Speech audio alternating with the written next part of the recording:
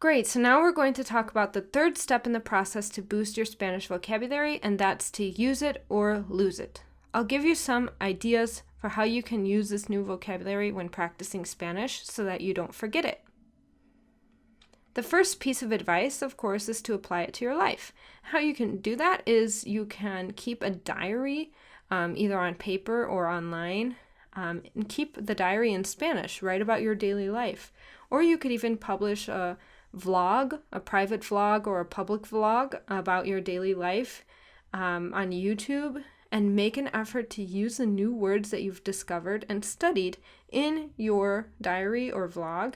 And you can even try to get feedback from a friend or tutor.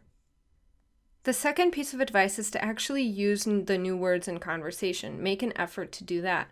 I must admit that I've done this a lot of times, especially at the university. I remember one time I kept on repeating the same word in a Spanish presentation in one class, and the professor interrupted me and told me that I could use a different word, but I was so nervous I continued repeating the same word again and again in the presentation, but it was because it was so comfortable to me to use that word that I was already familiar and comfortable with.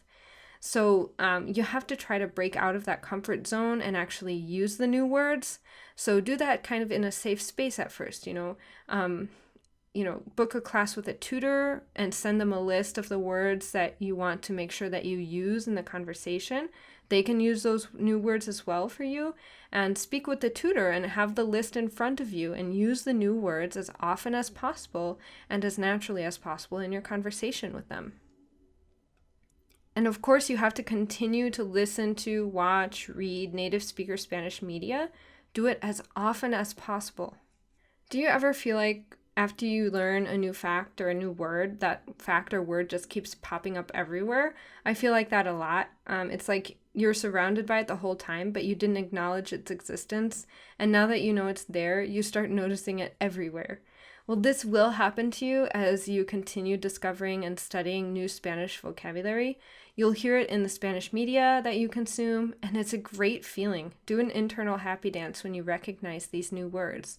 Soon you'll be understanding close to 100% of what you hear if you keep this up. And you'll be able to use the new vocab too to make you sound amazing in Spanish.